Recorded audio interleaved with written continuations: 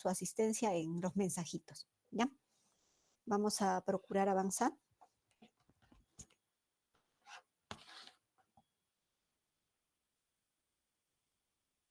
Si en algún momento no se escucha, por favor les pido que me hagan saber, ¿ya? Si algo pasa, si no se ve.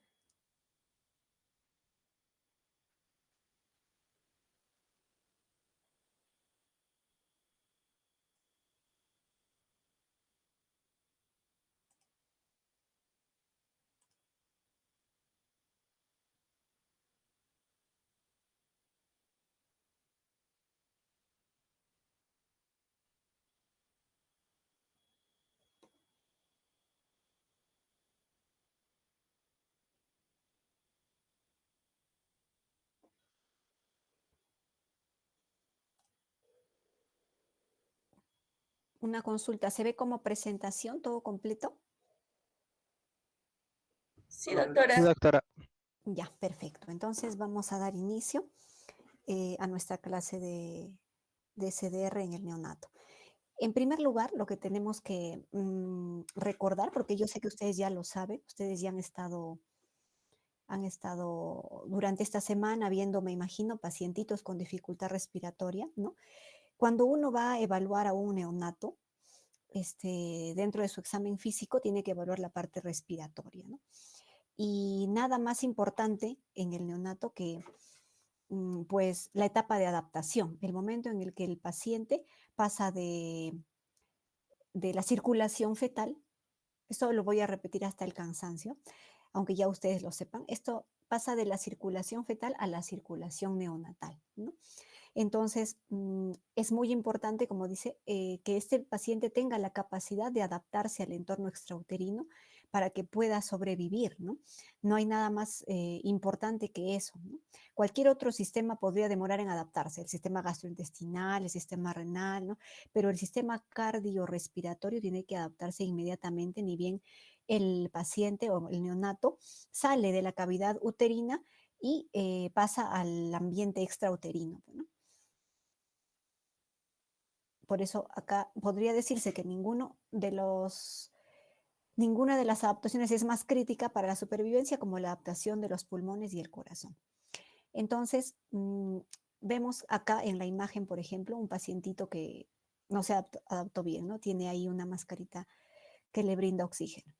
La dificultad respiratoria es un síndrome muy común que puede afectar hasta el 7% de los neonatos.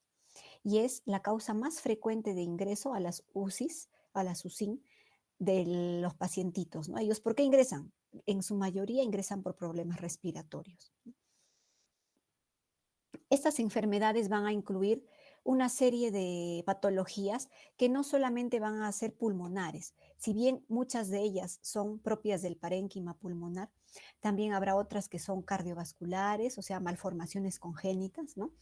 Complejas que le generan al paciente problemas de adaptación también y problemas que al final se manifiestan con dificultad respiratoria, cianosis, y también problemas metabólicos, como por ejemplo acidosis metabólicas de otras etiologías que podrían darnos un patrón respiratorio superficial que también se observa como una dificultad respiratoria, ¿no? Además de las sistémicas, como los procesos infecciosos, por ejemplo, ¿no? La sepsis neonatal también puede ir acompañada cuando es sepsis o shock séptico, el proceso infeccioso generalizado, con alteración del aparato cardiorrespiratorio también.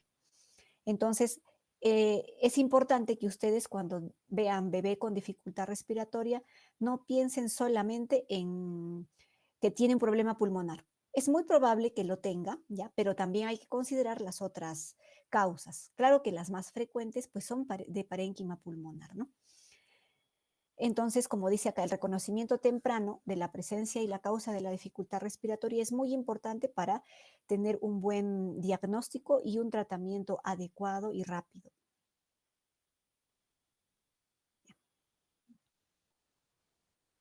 Listo. Como habíamos visto esto de la transición de la vida extrauterina, una transición exitosa de la vida fetal a la neonatal en el momento del parto, requiere de ciertos cambios fisiológicos rápidos del sistema cardiorrespiratorio. En realidad, el pulmoncito del bebé, cuando ya se acerca a la etapa del del parto, o sea, ya en los últimos días del embarazo, cuando ya va a dar inicio en unos días el trabajo del parto, ya empieza a hacer ciertos cambios hormonales, cambios en la superficie del alveolo, ¿no? Que empieza a darle otras capacidades a ese epitelio pulmonar, como por ejemplo la reabsorción de líquido, ¿no? Eso no es solo del momento del parto, sino empieza días antes, ¿ya? Asimismo, también días antes empieza el cambio de los mediadores vasoactivos al nivel del epitelio pulmonar y de la circulación pulmonar que hacen ese pulmoncito más receptivo, o mejor dicho, más reactivo a los estímulos de vasoactivos o también vasodilatadores, ¿no? Entonces, estos cambios empiezan ya acercándose el parto, ¿ya? Y es muy importante que el bebé atraviese por todos ellos y que no nos saltemos de ninguno de ellos, porque posteriormente, si no le damos espacio por ejemplo, que el bebé llegue a trabajo de parto, van a ver que aparecen ciertas patologías, ¿no? Cuando el paciente todavía es feto, va a tener que, pues, como dice acá, ¿no? El pulmón, el alveolito lleno de líquido pulmonar fetal, que en un principio eso es positivo, porque le ayuda a ese alveolo a desarrollarse, ¿no? A crecer cuando está dentro del útero. Pero una vez que nace, este líquido alveolar se va a reemplazar por aire y tiene que iniciar una respiración de forma regular. ¿Ya? Y además vamos a observar que se puede presentar aumento del flujo sanguíneo pulmonar como el resultado del aumento de la resistencia vascular sistémica. ¿Cuándo ocurre eso? Con dos eventos muy importantes. El primero es que el paciente inspira, hace la primera inspiración. En ese momento se expanden los alvéolos y también se expande el lecho vascular pulmonar. En ese momento cae bruscamente la resistencia vascular pulmonar de más o menos unos 60 milímetros de mercurio a 30. ¿Ya? Y luego posteriormente en las siguientes semanas va a seguir cayendo hasta hacerse normal. Pero en el momento del nacimiento, el hecho de que el bebé respire hace que caiga ya la resistencia vascular pulmonar. Adicionalmente a eso, recordemos que cuando el pacientito tiene el clampaje, ya en el momento de que se hace el clampaje y se remueve la placenta de la circulación fetal y se pasa ya a la circulación neonatal, entonces en ese momento se produce un aumento brusco también de la resistencia vascular sistémica. Este aumento cierra todos los shunts que pudieran haber estado funcionando en la etapa fetal, como el ductus venoso, como el foramen oval, como el ductus arterioso, ¿no? Entonces se cierran y hay un cambio en la dirección de la circulación que cuando en etapa fetal era de derecha a izquierda, ¿no? Luego cambia de izquierda a derecha. Entonces todos estos son cambios muy importantes que va a experimentar nuestro paciente en cuestión de minutos cuando nace, ¿no? Entonces, las afectaciones respiratorias neonatales van a surgir cuando hay una adaptación tardía o una mala adaptación a estos cambios hemodinámicos y respiratorios. También pueden surgir cuando el pulmón del feto o del neonato es inmaduro, por ejemplo, cuando nace antes de las 37 semanas. Y también hay problemas cuando hay, por ejemplo, patologías parenquimales como infecciones pulmonares que ocurren antes del parto o durante el parto, ¿no? También. Y también afecciones o malformaciones o anomalías anatómicas que ya vienen también desde la etapa fetal, ¿no? Malformaciones o anomalías congénitas. Entonces vemos que las enfermedades pulmonares médicas son responsables de la mayoría de los casos de dificultad respiratoria neonatal, pero no son las únicas, ya las enfermedades pulmonares, pero sí son la mayoría. ¿Hasta aquí se me está escuchando bien? ¿Se me escucha? Sí, doctor. Sí, doctora. Perfecto. Sí, Se ve doctora. también, ¿no? Se ve las imágenes. Sí, estamos Ya. ahorita en circulación fetal.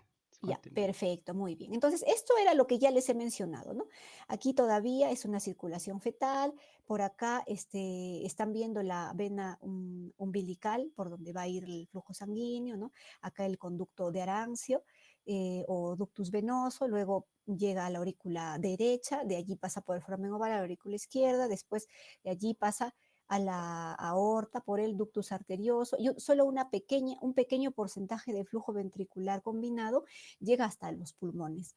Es más o menos un 10 a 20% de todo el flujo, o sea, es poco realmente, ¿no? ¿Por qué? Porque en la etapa fetal, pues el pulmón no tiene la función de intercambio gaseoso, ¿no? Ya, pero ya una vez que se ha producido el nacimiento, sucede lo que habíamos mencionado. Con la primera respiración neonatal, con el clampaje del cordón umbilical, se cierran los shunts y hay un cambio en la resistencia vascular pulmonar y en la resistencia vascular periférica, ¿no? Y como ven en esta imagen, este bebé pues ha hecho su transición de forma adecuada. Es un bebé a término, nació bien, respirando, lloró, ¿no? Por eso es que está haciendo contacto precoz. De lo contrario, no podría, bueno. Pero ¿qué sucede? No todos pueden, no todos logran esta transición. ¿Qué sucede cuando este proceso de adaptación no transcurre con normalidad o cuando alguna condición patológica del neonato no le permite adaptarse a la vida extrauterina? Pues sucede esto, ¿no? La dificultad respiratoria, que es la que vamos a ver ahora. Ya, entonces, como ven acá, hay muchos bebés que, ¿qué cosa sucedió con ellos? Tienen dificultad respiratoria, se nota en su tórax, se nota en el requerimiento de apoyo oxigenatorio, ¿no? Entonces, un neonato con dificultad respiratoria muestra signos clásicos independientemente de la causa subyacente. ¿Cuáles son esos signos clásicos? Va a ser taquipnea, ya, ustedes saben que la frecuencia respiratoria va de 40 a 60, ¿no? Más de 60 es taquipnea, ¿ya? Puede hacer taquicardia para compensar la hipoxia, si es que está sufriendo esta. Va a presentar ciertos signos claro, signos que nos llevan a pensar que está haciendo un intento por captar más oxígeno, como por ejemplo el aleteo nasal. El aleteo nasal es la apertura de las alas nasales para poder incrementar el ingreso de volumen de aire, pues, ¿no? En un intento de mantener la oxigenación.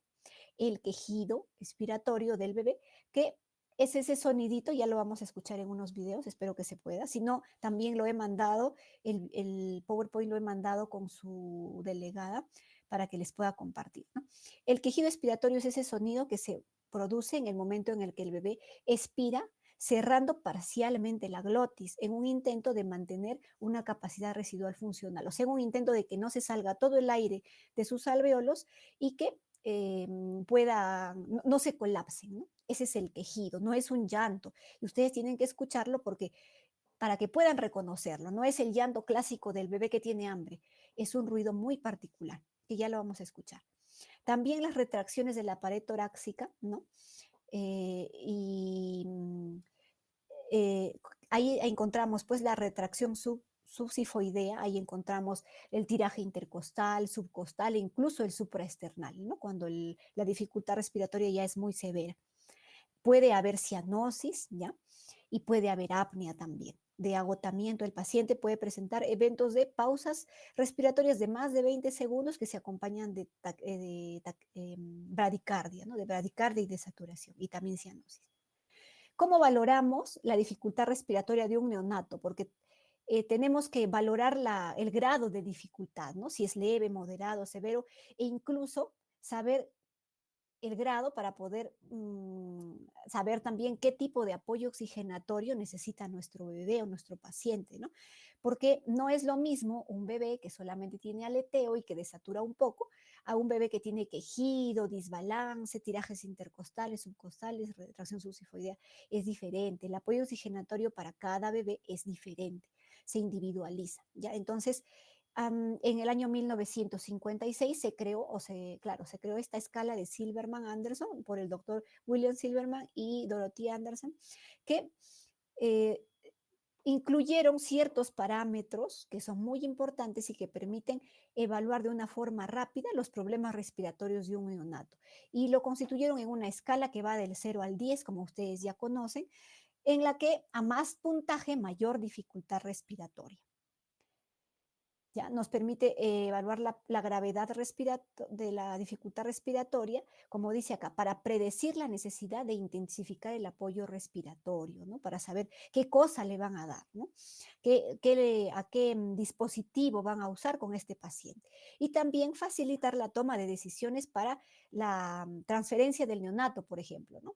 Dependiendo de sus recursos o de los recursos con los que ustedes cuenten en sus centros de salud, por ejemplo, cuando vayan a hacer su serum. ¿Cuáles son estos parámetros? Son 5. El aleteo nasal, empezando de arriba para hasta el tórax, ¿no? De la cara al tórax. Aleteo nasal, quejido expiratorio, tiraje intercostal, retracción subsifoidea, ¿ya? Y disociación tóraco-abdominal, que ustedes ya la han visto, ¿no? Habíamos mencionado que el aleteo es la apertura del ala nasal, ¿no? Para captar más volumen. El quejido expiratorio es el sonido con el cierre parcial de la glotis. El tiraje intercostal es el hundimiento de la piel entre las costillas, ¿no? Como para crear una mayor presión negativa para el mayor ingreso de aire, ¿no? Y para evitar que se colapsen los alvéolos, ¿no? La retracción subsifoidea es lo mismo y la disociación toracoabdominal. ¿Cómo se valoran? El puntaje de 0 en las primeras 4, que son aleteo, quejido, tiraje y retracción, es si está presente o no está presente. Si no está presente, es puntaje 0. ¿Ya? En el desbalance, si no está presente es porque la respiración es sincronizada, expande tórax y abdomen a la vez, ¿no? Entonces, ahí sería puntaje de 0.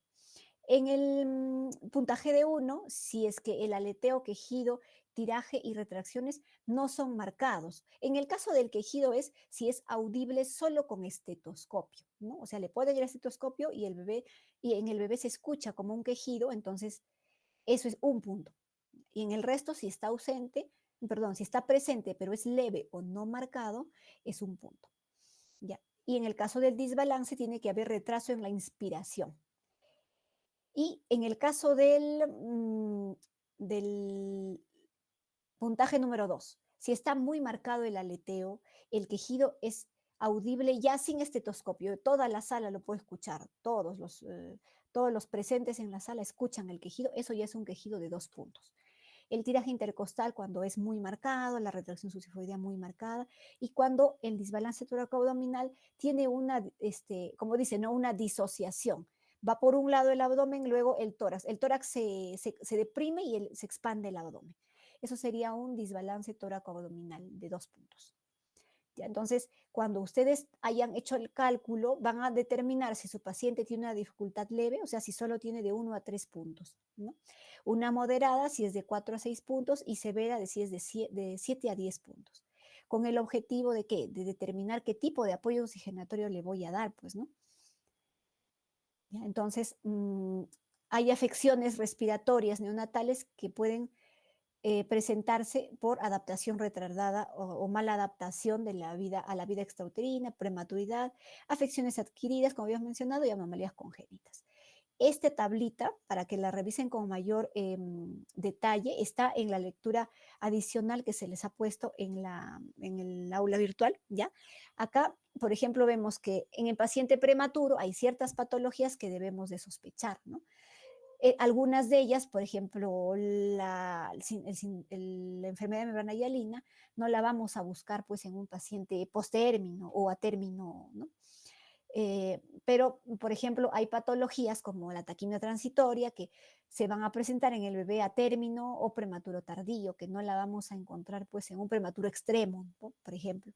Y hay patologías propias del término tardío, como el SALAM, ¿no? Que también bien difícil que haga síndrome de aspiración meconial un prematuro de menos de 37, más aún si es de menos de 34, ¿no? Ya vamos a ver por qué. Y adicionalmente a eso quiero que tengan en cuenta que hay anomalías congénitas con las que el paciente nace, por ejemplo, las hernias diafragmáticas, las malformaciones quísticas, las fístulas traqueoesofágicas, ¿no? Los secuestros pulmonares, ¿no? Que son patologías que también van a llevar a nuestro paciente a hacer distrés respiratorio, o sea, van a tener Silverman y de repente moderado o hasta severo, ¿no? Entonces, hay que tenerlas en cuenta también. Por eso es que usamos bastante la radiografía de tórax en el neonato, ¿no? Y causas no respiratorias, como habíamos mencionado, que son ya, por ejemplo, patologías cardíacas, cardiopatías congénitas, trastornos neuromusculares, como algunas glucogenosis, problemas hipóxico-isquémicos, o sea, asfixias que también nos dan acidosis y problemas respiratorios, acidosis metabólica, ¿no? Entre otras patologías que son sistémicas, pero que no tienen una causa respiratoria en sí, pero que sí se van a manifestar con un distrés respiratorio. ¿Ya? Entonces, es importante, ¿qué cosa? Saber los antecedentes de nuestro paciente, saber la edad gestacional de nuestro paciente, y saber las características del parto y hacer un buen examen físico, como dice acá, la evaluación clínica exhaustiva del recién nacido, es un aspecto importantísimo para hacer el diagnóstico de la patología con precisión y para poder dar un tratamiento oportuno. Entonces, ahora voy a dejar de compartir esto porque quiero compartir esto otro.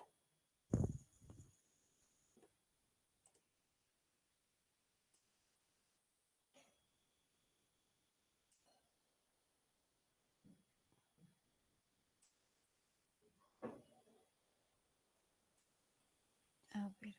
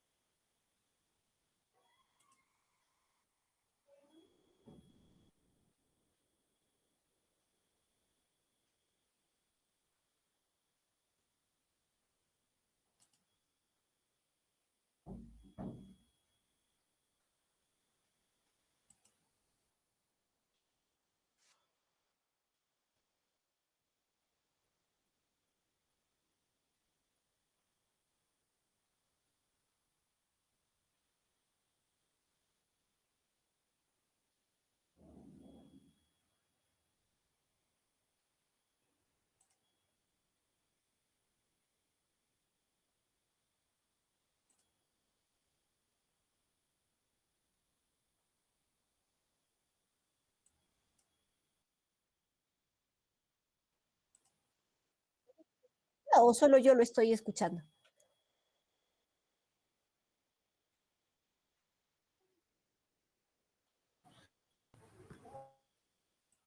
¿Escuchan? No, doctora, no se escucha nada. A ver, a ver, a ver. Porque esto no quiere compartirse.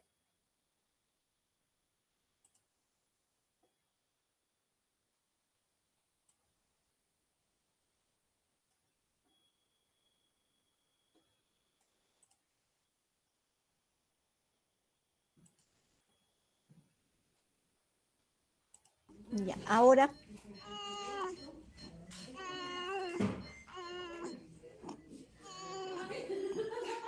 ¿se escuchan? Sí, doctor. Sí, Ya, doctora. perfecto, listo.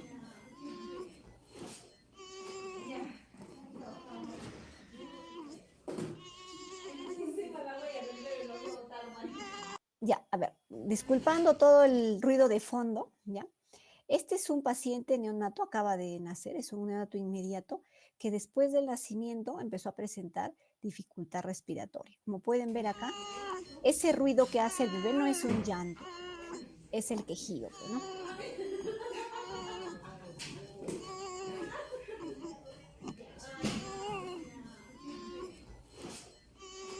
Y lo que pueden evidenciar allí es tiraje intercostal y también retracción subsifoidea. Como pueden ver allí también, vemos aleteo nasal, ¿no? Vemos aleteo nasal. Entonces, ese sonido que el bebé presenta nos está indicando que por algún motivo hay colapso alveolar, ¿no? Por eso es que trata de tener su cierre parcial de la glotis para que no se ha expulsado completamente todo el aire, ¿no? Entonces nos está indicando, por ejemplo, que este bebé necesita otro tipo de apoyo oxigenatorio. Lo que tiene en la cabecita es un halo cefálico o oxígeno. Ya, eso es el oxígeno.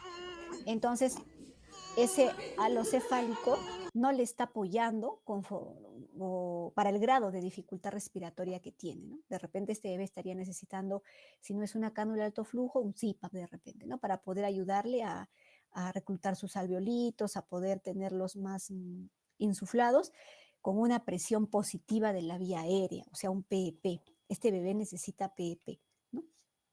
Ya. Vamos por el otro video. A ver.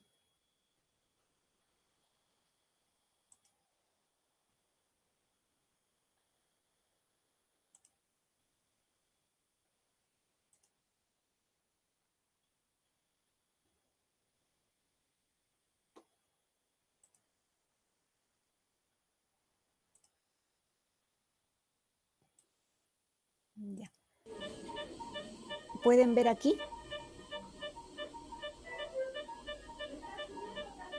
Ese es un bebé, fue prematuro, estuvo hospitalizado en UCI, ¿ya? Y pueden ver que pese al apoyo de CPAP, por ejemplo, sigue presentando quejido, ¿no?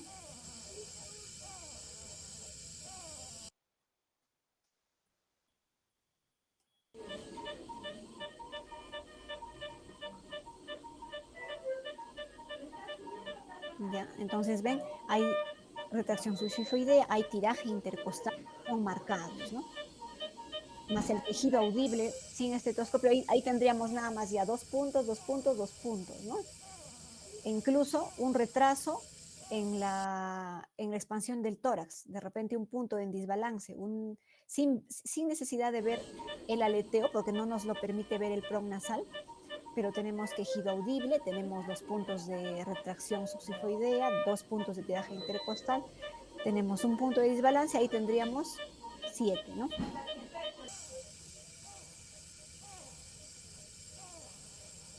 ¿Ya? Y listo, ahora vamos a ver otro.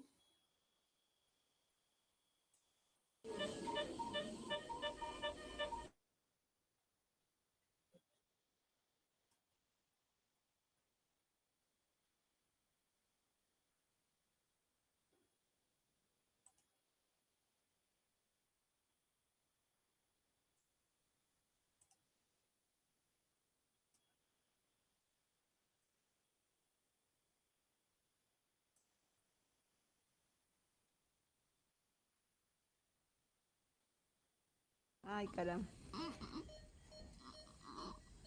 ¿Ya ahí se escucha? ¿Escuchan? Sí se escucha. Ya. Ya. Quiero que escuchen ese ruidito, ese es el quejido, el quejido. Ese es un bebé pequeñito, como lo ven, es prematuro, está esperando por su cama en UCI. Y mientras tanto, está con apoyo oxigenatorio, ¿no? Por casco cefálico, que vemos que pues no le es suficiente. Podemos ver también que tiene aleteo nasal, ¿no? También de emergencia, creo, ni datos tiene. La mamá está todavía entonces en mutuo. Voy a preguntar dónde está tu esposo. Ay, caramba. Ya, listo. Entonces, como han podido ver, son bebés que al nacimiento no han podido por algún motivo hacer esa, esa transición adecuada a la vida extrauterina, ¿no? Por prematuridad, de repente el otro bebé por taquipnea, ¿no? Porque así se podrían presentar cualquiera de los patrones, cualquiera de las patologías. Lo que hay que ver es la evolución, ¿no? Para saber qué patología es la que tienen ellos.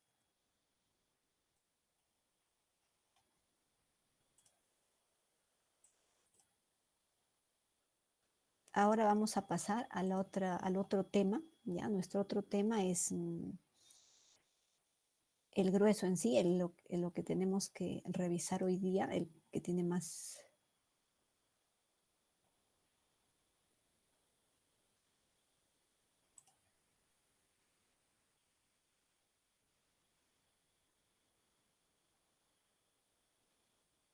Listo. ¿Se puede ver ahí? Propósito, dice. ¿Se ve? Sí, doctor. Sí, Ya, doctora. listo. Muy bien. Entonces, empezamos con esta segunda parte, ¿ya?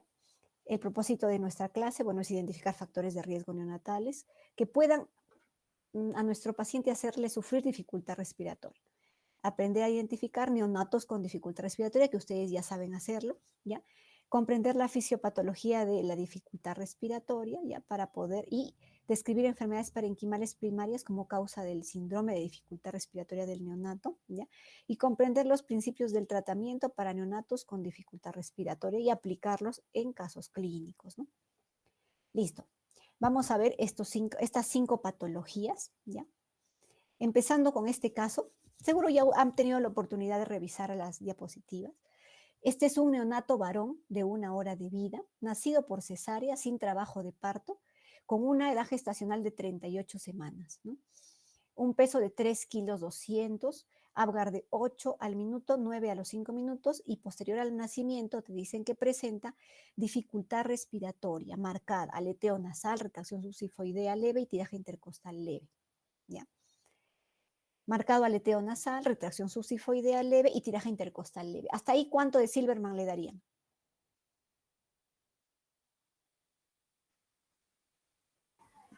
5, doctora. Ya, a ver, 2 por tiraje, por aleteo nasal, porque te dice que es marcado, 2, retracción leve, le darías 1 punto, tiraje intercostal leve, le darías 1 punto, ¿ya? Entonces sería 4. 4. 4. Si no te dicen, si no te mencionan el desbalance, es porque no hay desbalance, ¿ya? Entonces, si te dicen marcado, le das 2 puntos, pues, ¿ya? Entonces, no se olviden.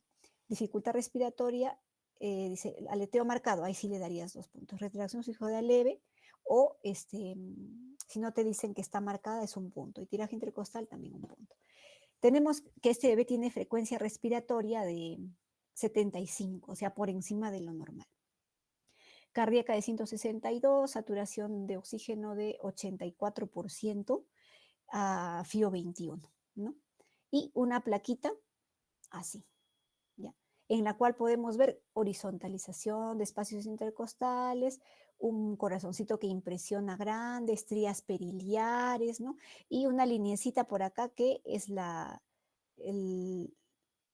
llamada cisuritis o llamada líquido en las cisuras, ¿no? Esta, pues, como han podido observar, es una taquimia transitoria. ¿Por qué? Porque te habla de un paciente que tiene es a término, es bebé a término. Recuerden que la taquimia es de bebés a término o prematuros tardíos, ¿ya?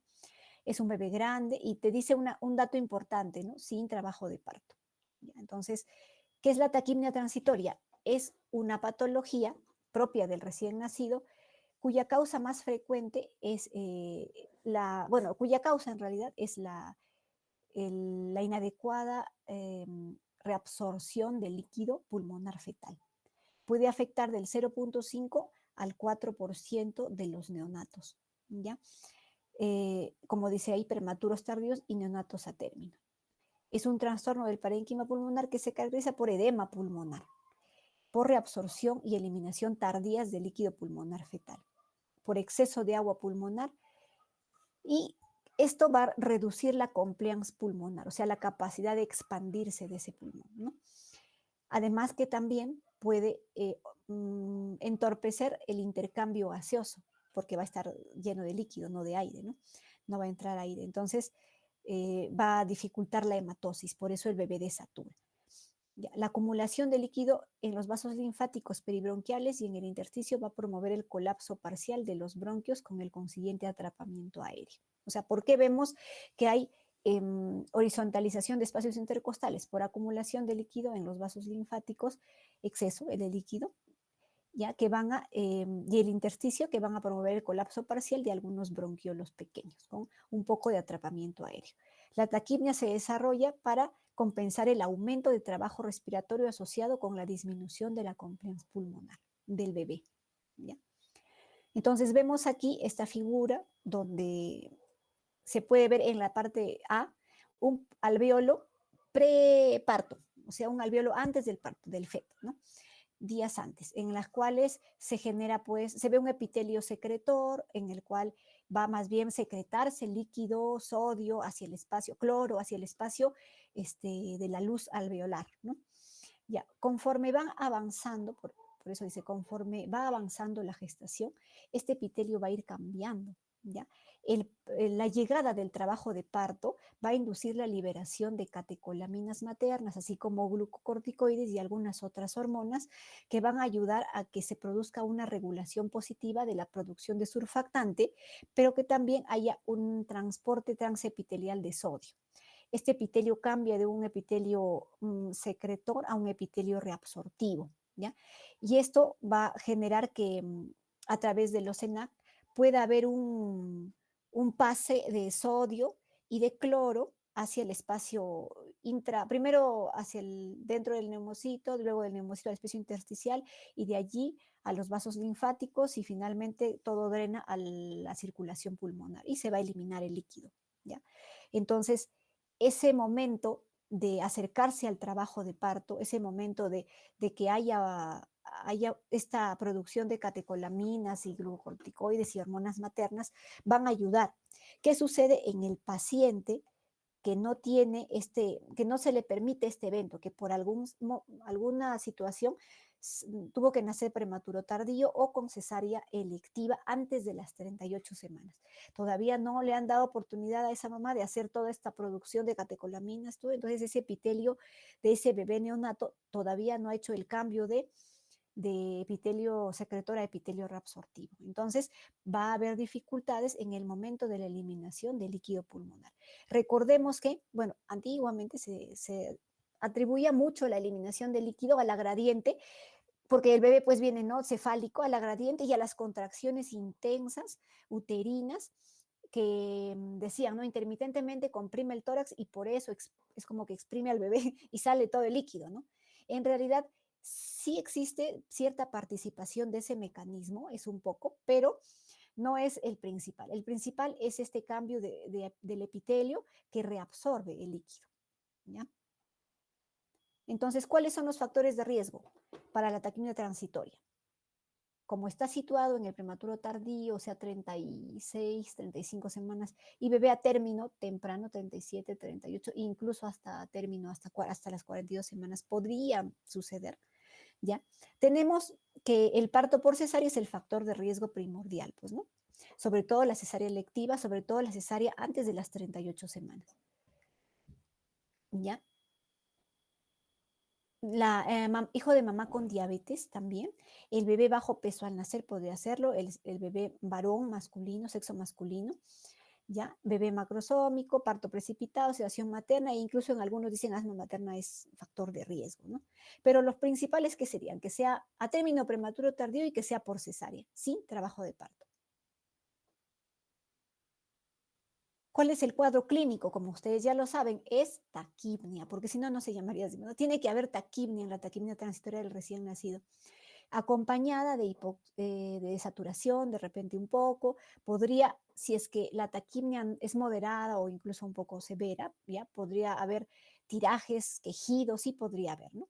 Pero lo primero es que vamos a ver taquipnia, aleteo nasal y podemos ver uso de musculatura accesoria. Los neonatos con taquipnia leve a moderada pueden presentar síntomas durante 12 a 24 horas, pero los signos pueden persistir hasta 72 horas en casos graves. Sin embargo, para que nosotros consideremos que es una taquipnia, en ese tiempo tiene que ir en mejoría. Empezó de repente con mucha dificultad, como nuestro primer pacientito que vimos, ¿no?, con quejido. Y poco a poco pasaron las horas y el bebé empezó a mejorar, ya no había quejido, luego ya el tiraje disminuyó y ya no había tiraje, y luego mejoró el aleteo, ¿no? Entonces, la taquipnia transitoria va mejorando, es autolimitada, es benigna, pues, ¿no? No se complica, usualmente no se complica. El diagnóstico, ¿cómo hacemos el diagnóstico? Como dice, se basa en la evaluación clínica y los antecedentes perinatales, ¿ya? La evolución del cuadro clínico y apoyo de imágenes para descartar de repente otras patologías. El diagnóstico es de exclusión. ¿Qué significa? Que si en los antecedentes yo he visto que no tiene antecedente para salam, para infección, no es prematuro, ¿no? Eh, mm, Podemos presumir que la dificultad respiratoria es por eso. Si es que en la placa radiográfica, por ejemplo, no vemos malformaciones, anomalías así que no sean compatibles con taquimia, como vamos a ver más adelante, la placa radiográfica, ¿no? Es de exclusión. Excluimos todos los otros diagnósticos que podrían darle a nuestro paciente dificultad respiratoria y concluimos entonces fue una taquimia, ¿no? Aparte podemos suponer la taquimia cuando mejora rápidamente, ¿no? Porque los bebés con taquimia mejoran, pues, no empeoran, no deberían empeorar hasta, no sé, llegar a ventilación mecánica, ¿no? ¿Ya? Luego, el examen físico va a evaluar el patrón respiratorio con el Silberman, ¿ya? Y la necesidad de apoyo oxigenatorio, ¿ya? Que va a ser traducida en la oximetría de pulso, o sea, cuando el bebé desature, ¿no? y también con el Silverman. En la radiografía de tórax vamos a ver pulmones típicamente hiperinsuflados, o sea, con atrapamiento aéreo, como habíamos mencionado, ¿no? Puede haber rectificación de los espacios intercostales, ya pueden haber estrías periliares que se ponen en forma de, alrededor del ilio, en forma del sol, a lo que llamamos patrón iliofugal. Ya, ese es el patrón iliofugal, que son marcas vasculares prominentes o estrías periliares en un patrón de rayos de sol que se originan en el ilio y van hacia afuera. Ese es el patrón iliofugal o corazón velludo, como algunos le conocen, ¿no? También se podría observar líquido en las fisuras interlobulares, como acá. Esta es la fisuritis más frecuente, lo que más se ve es una lineecita blanca, ¿no? Esas son las fisuras interlobulares y puede haber también pequeños derrames pleurales, ¿no? No se tendría que ver densidades alveolares ni consolidaciones porque no sería taquipnea, ¿no? Ya. Esta es una placa de un paciente que al inicio, en su primer día, presentó taquipnea, presentó fisuritis, presentó patrón iliofugal y que posteriormente al siguiente día, con un día de tiempo, se le toma otra placa. De hecho, mejora el patrón respiratorio, se le toma otra placa y ya no se ve tanto el patrón iliofugal, ya no se ve mucho la fisuritis, ¿no? Entonces, incluso al inicio se puede ver y puede impresionar un leve crecimiento del corazón, o sea, corazón un poco grande, que posteriormente ya se ve normal, pues, ¿no? Entonces, eso es lo que vemos tradicionalmente en una taquipnea transitoria, acá también fisuritis. Este corazón impresiona una cardiomegalia transitoria, ¿no? Como se puede ver en una taquipnea transitoria. Esta es una paciente de 40 semanas que nació por cesárea de urgencia debido a una inducción fallida del parto y presentó dificultad respiratoria al nacer. Su placa del primer día de nacido es esta, ¿ya? No se vayan a equivocar, no es neumotórax, nada. Esto de acá que parece vela de barco es el timo. Algunos bebés tienen el timo así. Hay muchas formas en las que puede venir el timo. ¿Ya? Entonces, en un inicio, como dice, aumento de opacidades estriadas periiliares, estas de acá, ¿ya? Pulmones hiperinsuflados, como 8 espacios intercostales, ¿ya? Y una sombra, ¿no? Acá, como una fisuritis acá. Entonces, se toma un control y ya no se ve la misma, ya no impresiona tanto la cardiomegalia, ya no se ven muchas estrías periliares, ¿no? ¿Ya? Entonces, una placa clásica sería pues horizontalización de espacios intercostales, horizontalización también de hemidiafragma. ¿Qué más? A ver, vamos a ver que el tratamiento es de soporte respiratorio, ya tenemos que el paciente va a presentar, va a requerir apoyo oxigenatorio, ¿no? Por ejemplo, si es que solamente tuviera un poco de aleteo, de saturación y leve retracción, una cánula binasal podría bastar, o, ¿no? O una cánula binasal de bajo flujo o de alto flujo de repente. Si es que vemos que nuestro paciente tiene tiraje marcado, retracción marcada, quejido, nos indica que de repente necesita un poco más de presión positiva en la vía aérea, o sea, que necesita PEP para que sus alveolitos no colapsen, más bien para ayudarle a reclutar. En esos casos, de repente podemos usar, si no es una cánula de alto flujo, un CPAP, ¿no? O sea, apoyarle con CPAP. ¿Ya? Se debe ajustar la oxigenoterapia para mantener la saturación entre 90 y 95 y rara vez requieren un FIO más de 40, rara vez, ¿no? Acá vemos 2 bebés que tienen el PRON nasal en su nariz, ¿no? Uno es modo mascarilla y el otro es un PRON directo, ¿no? Este PRON les sella totalmente la naricita y les da a través del dispositivo una presión continua de la vía aérea, ¿no? Entonces eso les ayuda a los bebés a reclutar los alvéolos. ¿Qué significa reclutar? Que todos se hiperinsuflen de una manera homogénea, que no haya uno más inflado y el otro colapsado, que todos estén infladitos, ¿no? Ya. Entonces, hay medidas de apoyo que tenemos que tener en cuenta. Por ejemplo, la alimentación. ¿Le voy a dar leche a un bebé con taquipnea? Si la taquipnea está acompañada de dificultad respiratoria, o sea, signos de dificultad respiratoria, como retracciones, como tiraje, como quejido, lo mejor es dejarlo en reposo gástrico, o sea, dejarlo en NPO, no darle leche, porque podríamos empeorar el cuadro si es que el bebé al tratar de tomar se aspira la leche, ¿no? Se le va para la vía respiratoria. Por eso la recomendación es que si tiene dificultad respiratoria es reposo gástrico. Y frecuencias superiores a 60, de 60 a 80 con aumento de trabajo respiratorio limitan o impiden la vía oral. En estos pacientes se debe proporcionar un soporte de líquidos endovenosos, que es lo que ustedes van a aprender ya posteriormente, ¿ya?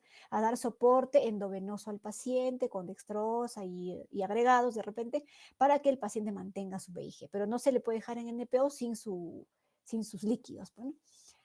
Ahora, si es que no hubiera distrés, solamente de saturación y la taquimia fuera muy leve, te dicen, podrías darle un poco de alimentación por sonda, o solo un poco, pero ¿no? Por sonda. ¿Para qué? Para que no succione y directamente se vaya a la cavidad gástrica.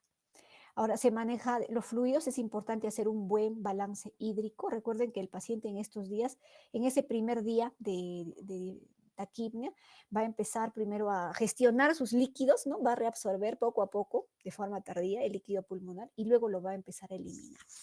Es importante que no le demos sobrecarga hídrica. También van a aprender ustedes cómo calcular en los volúmenes en su primer día, segundo, tercero, dependiendo del balance hídrico y de la edad gestacional del bebé y de la patología concomitante. Ya todo eso se tiene en cuenta para determinar qué volumen va a recibir. Hay que evitar el estrés. Y uno de los más frecuentes es el estrés por frío. Pues. ¿Por qué? Porque el frío, como habrán visto ustedes cuando llevaron termorregulación, el frío puede empeorar el cuadro respiratorio en el paciente. Incluso hasta podría alterar la secreción de surfactante en alguna medida, ¿no? Entonces, hay que evitar el estrés por frío y definitivamente hay que ampliar la historia clínica ante la posibilidad de para descartar, ¿no? Otras causas más graves de esa dificultad respiratoria. La prevención es un buen control prenatal, evitar la cesárea electiva antes del inicio de trabajo de parto en bebés menores de 39 semanas. ¿Ya? El pronóstico en general tiene buen pronóstico.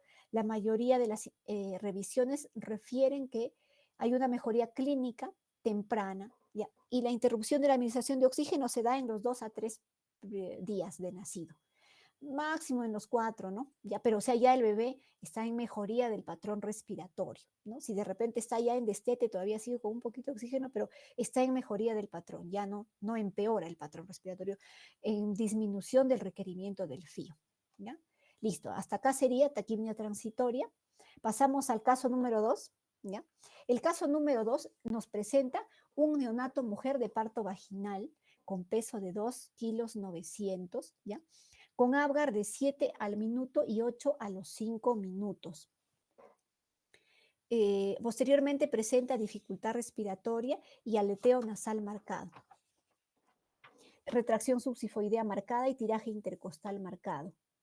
¿Ya? Tiene una frecuencia respiratoria de 76, cardíaca de 169, saturación de 83 y FIO de 21. Como antecedente, la mamá tiene examen hisopado de zona anal y vaginal positivo para estreptococo del grupo B y recibió profilaxis con penicilina 2 horas previas al parto. Ya, entonces, acá vemos pues una paciente neonato que tiene un Apgar aceptable, 7 al minuto, 8 a los 5, es un Apgar aceptable, bueno, pero luego presenta dificultad, aleteo nasal marcado, ahí vamos, ¿cuántos puntos? ¿Quién le da el Silberman? A ver, chicos. 6 sale. Marcado, marcado y marcado. Claro, sale 6, porque hasta el momento te da 3 parámetros y todos marcados, 6. No te menciona los otros, así que de repente no están presentes, por eso es que no los toman en cuenta. Listo. Entonces, ¿qué patología presumen acá? Por el antecedente y por la edad gestacional.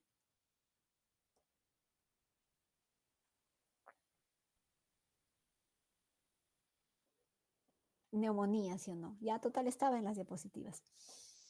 ¿Por qué? Porque tiene antecedente, ¿no? No es prematura, no tiene líquido verde, ya no te menciona cesárea o así haya sido cesárea, igual tiene un factor muy importante, que es la colonización por estreptococo del grupo B positivo, ¿no? Y que la mamá ha recibido antibiótico intraparto. Entonces, es una de las causas de dificultad respiratoria. No es muy frecuente, pero sí hay que tenerla en cuenta. Las infecciones respiratorias en el recién nacido son también causa importante de morbilidad y mortalidad. Su incidencia en el periodo neonatal es de 1% en el bebé a término y hasta 10% o hasta un poquito más en prematuros. Ya el prematuro siempre tiene más predisposición a hacer infecciones, ¿no? Por ser prematuro, por su respuesta inmunológica todavía inmadura. Entonces, la neumonía congénita se va a producir cuando el organismo causante se va a transferir al feto por vía transplacentaria, ¿ya? Y es responsable del 4.5 de muertes neonatales por cada 100.000 nacimientos por año en países desarrollados, ¿ya? Es una infección que va a estar producida por gérmenes del canal del parto, que han subido a través del canal del parto y han alcanzado el líquido amniótico. Y recuerden que el bebé en intraútero a veces hace gasping, o sea, movimientos de inspiración y expiración. Ingresa y sale líquido y ahí algunos pueden contaminarse, ¿no? Y así es como puede llegar el germen, la bacteria, hasta la vía respiratoria del paciente. Entonces, hay una clasificación que nos divide en neumonía temprana y neumonía de aparición tardía. ¿Ya? La temprana, aquella que se presenta antes de las 72 horas. Algunas revisiones te dicen antes de las 48 horas. ¿Ya? Otras te dicen antes de la semana, ¿no? Pero consideraremos pues 72 horas. Y la neumonía de aparición tardía, la que está después de las 72 horas. ¿Por qué se hace esta diferenciación? Por los tipos de gérmenes, ¿no? Mencionan que en la temprana van a haber gérmenes del canal del parto. A la cabeza el Streptococcus agalactiae o beta hemolítico del grupo B. Y después, posteriormente, de las 72 horas, ya puede ser otros patógenos, no solamente los del canal del parto, sino más bien otros. Si el bebé está hospitalizado, por ejemplo, patógenos del ambiente hospitalario, ¿no? ¿Y cuáles son los patógenos más frecuentes? Como había mencionado, la cabeza, el Streptococcus del grupo B, de los más comunes, el E. coli también, ¿ya? Sobre todo en bebés a término. En los prematuros de menos de 24, al revés, podría ser más, primero E. coli y luego Streptococcus del grupo B, ¿ya? Y otros patógenos menos comunes que podrían aislarse si es que se hace estudios, de repente un cultivo o cultivo de secreciones, Enterobacter, Enterococo, Klebsiella, Listeria. Listeria también es una posibilidad diagnóstica, ¿no? Así como en la sepsis. Y otros bacilos gram negativos, ¿ya? En neumonías tempranas. Y en neumonías tardías, ¿ya? Los patógenos más comunes son E. coli, en bebé a término, Streptococo también, por eso digo, no hay que olvidarlos, pero también entran otros patógenos propios de la sala de hospitalización. Por ejemplo, ahí ya vienen los gram positivos. Incluso en algunas literaturas dicen que si es en la primera semana de hospitalización, si es un bebé intubado, por ejemplo, ¿no? Si es en la primera semana, es un gram positivo. Y si es en la segunda semana, es más probable que sea un gram negativo, ¿no? ¿Ya? Y en lactantes prematuros, también estreptococos, hay estafilococo aureus, E. coli, Klebsiella, enterococo, también estreptococo del grupo B, hay una mala traducción, disculpen, ¿ya? Y también pues otros patógenos propios de las salas, ¿no? Ahora, también podrían haber neumonías virales, sí, pueden haber neumonías virales como el virus citomegalovirus, algunos enterovirus, ¿no? ¿Ya? ¿Podrían haber neumonías por hongos? Sí, sobre todo en pacientes hospitalizados de forma prolongada y con equipos invasivos como tubo endotraqueal, por ejemplo, podrían haber neumonías por hongos, parásitos, toxoplasma, pero es menos frecuente. Y otros agentes como treponema también podrían haber. Pero la más frecuente, si hablamos de neumonía, es el estreptococo del grupo B, ¿ya? Y le sigue el E. coli, pues. O sea, las más frecuentes son bacterianas. ¿Cuál es la fisiopatología? Primero va a haber, después del ingreso de la bacteria hacia la vía respiratoria y la colonización del epitelio, va a haber una inflamación también del epitelio y de la misma pleura. Va a haber infiltración o destrucción del tejido broncopulmonar y exudado leucocitario y fibrinoso dentro de los alvéolos y los bronquios y bronquiolos. Los virus pueden dar neumonías intersticiales. Ahora, ¿cuáles son los factores de riesgo? Es muy importante cuando ustedes vean un caso clínico o un paciente in vivo, que vean que si el paciente presenta dificultad respiratoria, ¿ya? En sus primeras horas de vida, en sus primeras 6 horas de vida, de repente, ¿no? De repente nació bien, con un buen Apgar, pero presenta en sus primeras horas de vida, hay que ver, si es que ya no han visto el factor de riesgo, buscar estos factores de riesgo, ¿no? Que la madre tenga colonización o que tenga infección invasiva por estreptococo del grupo B, o sea, que esté con la infección, ¿ya? O que tenga colonización, aunque no sea sintomática, que tenga bacteriuria o infección materna del grupo B en el embarazo actual. Parto prematuro después de un parto espontáneo a término, ¿ya? Rotura de membranas durante más de 18 horas, ese es un factor de riesgo, ¿no? ¿Ya?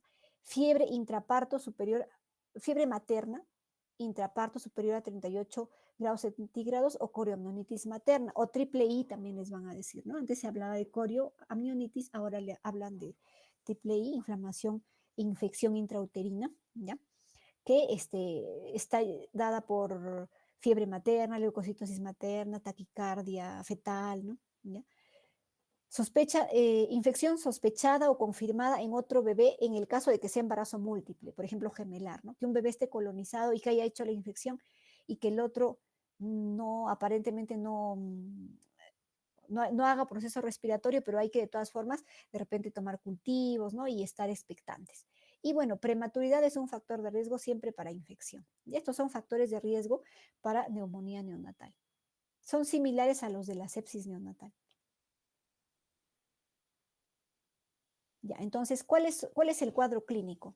El cuadro clínico es dificultad respiratoria, que puede comenzar en el momento del nacimiento o puede comenzar después.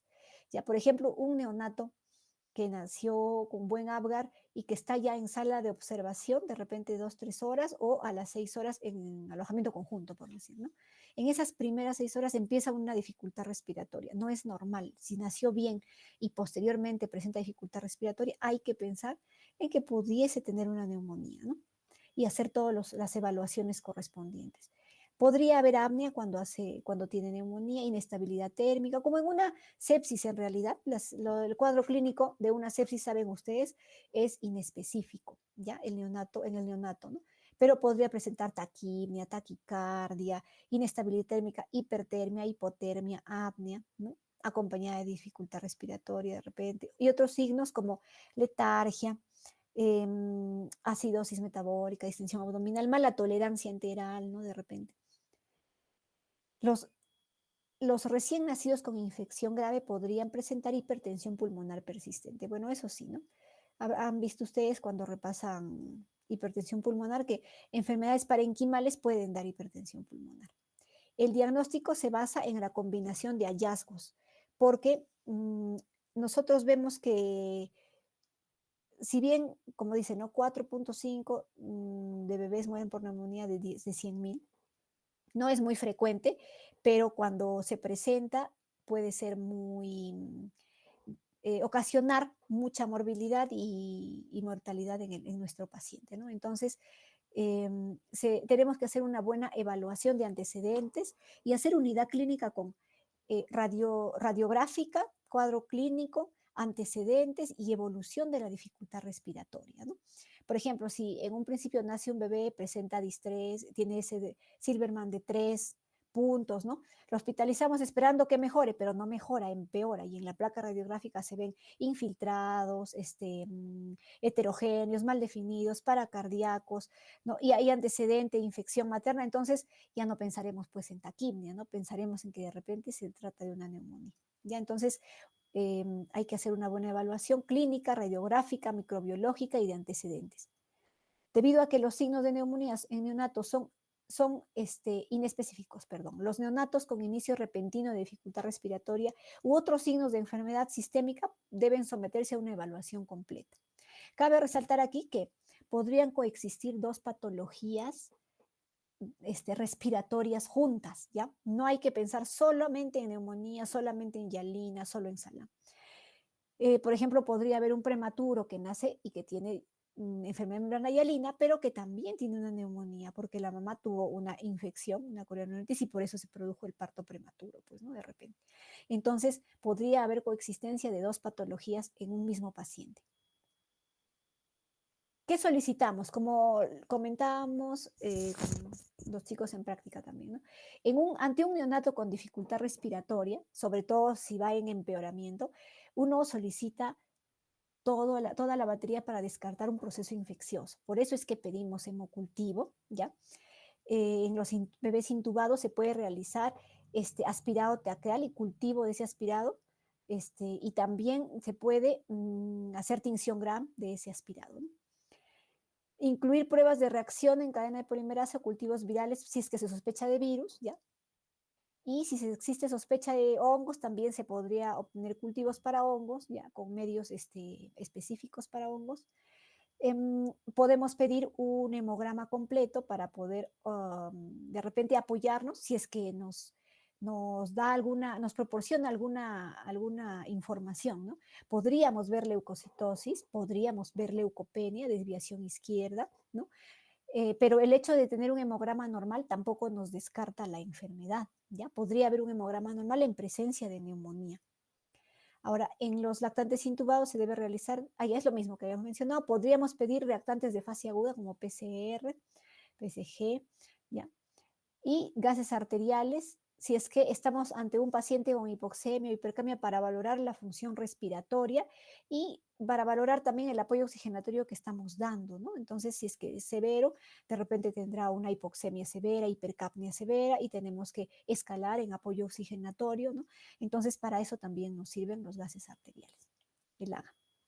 En las radiografías de tórax vamos a ver que podemos encontrar desde, como habíamos mencionado, ¿no? Infiltrados, paracardíacos, broncograma aéreo, que también el broncograma se podría ver en el SALAM, ¿no?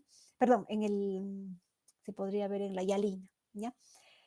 Pero también infiltrados parenquimatosos difusos, podríamos ver zonas de atelectasias, hay algunos patógenos, por ejemplo, el Streptococcus agalactae es uno de ellos, tiene una capacidad de producir inactivación, consumo de surfactante, entonces zonas de colapso en todo el pulmón o pulmón blanco, ¿no? Por eso es que en algunos casos hasta se podría necesitar usar surfactante para este caso de neumonías con consumo de surfactante, ¿ya? Podemos ver también opacidades irregulares bilaterales, ¿no? E incluso estrías periliares, como se ve en la taquipnia, ¿no? Por eso es que hay que hacer unidad clínica de todo, pues se puede ver en la radiografía de la neumonía. Ciertas características deben generar sospecha radiológica, como compromiso unilateral, por ejemplo, ¿no?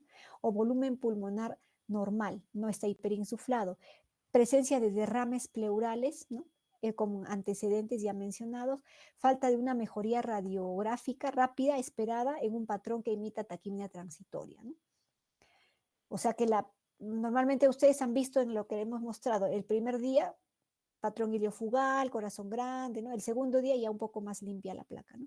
En la neumonía no es así, no se va a limpiar la placa de un día para otro, tienen que pasar semanas todavía para ver que esa neumonía mejore, ¿no? O varios días. Presencia de broncograma aéreo en un patrón similar a SALAM también. Esas imágenes en parches, de bordes mal definidos, también se podría ver en una neumonía. Por ejemplo, esta plaquita es una neumonía, una paciente de 40 semanas que nació por cesárea por inducción fallida, ya con líquido cefalorraquídeo normal, ¿ya? Le hacen todos los exámenes, dentro de ellos una placa, y el cultivo vaginal, el hisopado vaginal materno fue positivo para estreptococo del grupo B, ¿ya? Esta paciente presentó dificultad respiratoria, ¿ya? Y un recuento elevado de glóbulos blancos, o sea, leucocitosis. Y PCR positivo. En la radiografía se muestra una gran consolidación acá para cardíaca derecha, basal, ¿ya? Basal derecha, ¿ya? Y opacidades irregulares, gruesas en ambos pulmones, ¿no? Más en las zonas superiores bilaterales, ¿no?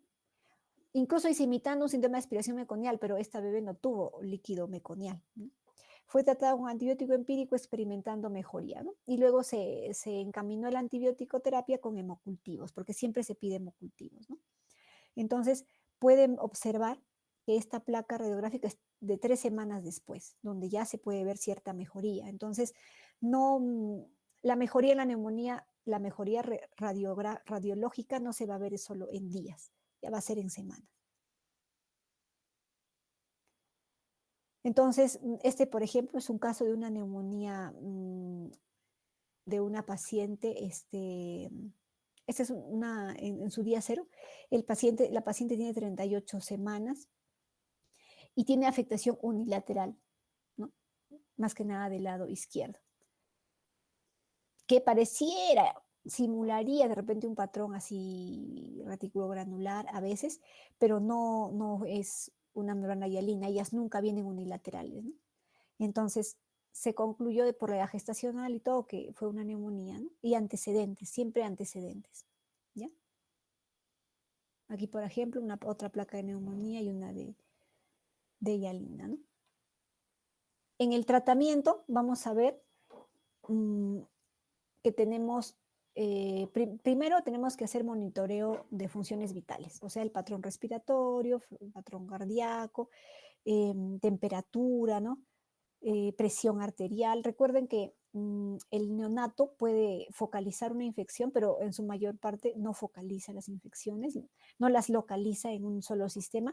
Puede hacer sepsis neonatal y la sepsis neonatal da signos sistémicos, bueno, hipotensión, puede hipotensar, puede hacer taquicardia, bradicardia, por eso monitoreo permanente. Ambiente térmico neutro siempre en relación a la edad gestacional, balance hidroelectrolítico y ácido base, porque la sobrecarga hídrica empeora el patrón respiratorio, ¿ya? Y también el déficit de líquidos también podría, no sé, darle una acidosis por falta de líquidos, ¿no? ¿Ya? Y monitorizar la coagulación, la glicemia, hematocrito, siempre englobando al paciente como un todo, no solamente viendo su pulmón, pues, ¿no? Dando tratamiento con oxigenoterapia, ¿ya? En función del grado de dificultad respiratoria, por ejemplo, ¿no? Si es que es severo, de repente ventilación requerirá, ¿no? Si es que no es muy severo, de repente CPAP o un CAF, ¿no? Y si es que ya va mejorando o ya se extuba, pasar a cánula de alto flujo, cánula vinasal, ¿no? La antibiótico-terapia es muy importante porque si no, no hay forma de tratar la neumonía, ¿no? Si es que se sospecha, se toman los exámenes, los cultivos y se inicia la antibiótico-terapia, enfocándonos en los gérmenes más frecuentes, el estreptococo, el E. coli, ¿no? Por eso es que usamos antibiótico-terapia doble, ¿ya? Doble, ampicilina y gentamicina. Esa es para la neumonía cognatal, la neumonía temprana, ¿ya? ¿Y qué sucede en las neumonías ya tardías o en las neumonías que ya son intrahospitalarias, ¿no? O sea, claro, tardías, ¿no? Ahí se sospecha de gérmenes propios de las salas de hospitalización y de acuerdo a la caracterización de cada sala podremos determinar qué tipo de antibiótico, ¿no? En general, de repente para gram positivos, si sospechamos de estafilococos, meticilina resistente, ¿no? Podemos de repente vancomicina, ¿no? Si sospechamos de otros gérmenes, gram negativos, carbapenems, ¿no? Y eso va a depender de los gérmenes de las salas donde se encuentra hospitalizado nuestro paciente. El pronóstico del bebé. Los resultados de los neonatos con neumonía va a variar y va a depender del microorganismo y de su virulencia. Y también va a depender del tratamiento, identificación y tratamiento tempranos. Si se hace de forma temprana, el neonato responde muy bien al tratamiento antibiótico, ¿ya? Como dice acá, con riesgo de infección o de síntomas, el neonato reduce tanto la morbilidad como la mortalidad, si es que se inicia de forma oportuna el antibiótico. Se observa un peor pronóstico en los lactantes con bajo peso al nacer, prematuros, en aquellos con neumonía intrauterina, en comparación con aquellos con enfermedad de aparición más tardía, ¿no? En ellos se ve un pronóstico más malo. Listo, entonces hasta acá la neumonía, vamos a seguir avanzando, no nos queda mucho tiempo. Tenemos, chicos, un favor, si es que no llegamos a terminar con la parte de oxigenoterapia, les voy a pedir que revisen bien esas diapositivas porque son muy importantes. Ya está ahí todo bien explicado y cuando ustedes vayan a sus prácticas traten de identificar ese tipo de oxigenación, pues, ¿no? ¿Ya? Y también consultar con... También lo veremos, trataremos de verlo en el día de la entrenamiento de habilidades clínicas, si es que nos faltó, ¿ya? Luego, este es el caso 3. Al establecimiento llega una gestante en trabajo de parto en fase expulsiva. Nace un neonato varón de 32 semanas con peso de 1350. Posteriormente presenta aleteo nasal marcado, quejido audible, ya sin estetoscopio, retracción subsifoidea marcada y tiraje intercostal leve. Ya tenemos aleteo nasal marcado, hay 2 puntos, quejido audible sin estetoscopio, 2 puntos, retracción subsifoidea marcada, van 2 puntos y tiraje intercostal leve, va 1 punto, van 7, ¿no? Entonces, respiratoria de 73, cardíaca de 168, saturación de 81 y FIO de 21, a FIO 21. Todos pueden concluir que se está tratando de un bebé que es prematuro, ¿sí o no? Es un bebé prematuro, es varón y tiene un Silverman de 7, una dificultad severa. Entonces, para nadie, o sea, todos sospecharían, ¿no? Cualquiera sospecharía, si no te dan otros antecedentes, de que este bebé presenta un síndrome de dificultad respiratoria tipo 1 o membrana hialina, porque antes así se le llamaba, síndrome de dificultad respiratoria tipo 1. Actualmente, bueno, el diagnóstico de membrana hialina, ustedes saben que es un diagnóstico anatomopatológico, en el cual se tiene que ver en el pulmón, en la anatomopatología, ¿no? Se tiene que ver las membranas, pues, hialinas, pero actualmente se le dice SDR nada más, y cuando ustedes en algún texto vean SDR, en prematuro es hialina, ¿ya? Estamos hablando de una enfermedad que se va a presentar en el prematuro, menor de 37 semanas en todo paciente, pero que es mayor en el prematuro extremo, o sea, en el menor de 28 semanas, creo que el 80%, sí, el 80% presenta enfermedad de membrana hialina, ¿ya? Y va disminuyendo su incidencia conforme aumenta la edad gestacional, o sea, es inversamente proporcional. 6.4 a 7.8% de los casos de enfermedad de membrana hialina se diagnostican en bebés de 37 semanas. O sea, es una cosa así muy, muy rara que un bebé a término pueda presentar un cuadro similar al síndrome de membrana hialina. Pero es probable, por ejemplo, en los hijos de las mamás diabéticas, en ellos podría presentarse, sobre todo por la calidad de surfactante que tienen, ¿no? Y la secreción de surfactante un poco alterada por la misma diabetes materna, ¿ya? El trastorno está causado por la deficiencia de surfactante en un pulmón de por sí ya inmaduro, ¿no? Entonces, esto va a conllevar a que el bebé experimente un colapso pulmonar con una consecuente alteración de la ventilación-perfusión. Los factores de riesgo son prematuridad extrema, neonatos menores de 32 semanas, ya ellos tienen un riesgo significativamente mayor, bajo peso al nacer, el peso inferior a 1500 también es un factor de riesgo importante, la asfixia perinatal, ausencia de administración prenatal de corticoides. Otro factor de riesgo muy importante es que no le hayan dado maduración pulmonar con corticoterapia a la madre, ¿no? Que haya tenido que nacer por algún motivo prematuro sin maduración, a lo que le llaman, ¿no? Maduración pulmonar le llaman, al hecho de administrarle corticoides prenatales, que se usa betametasona, se usa dexametasona si es que no hay betametasona, pero lo ideal es que sean administrados siquiera unas 72 horas antes del parto, siquiera, ¿no? O que la última dosis, o mejor dicho, el tiempo pasado entre la última dosis y el parto sea de 24 horas, ¿no?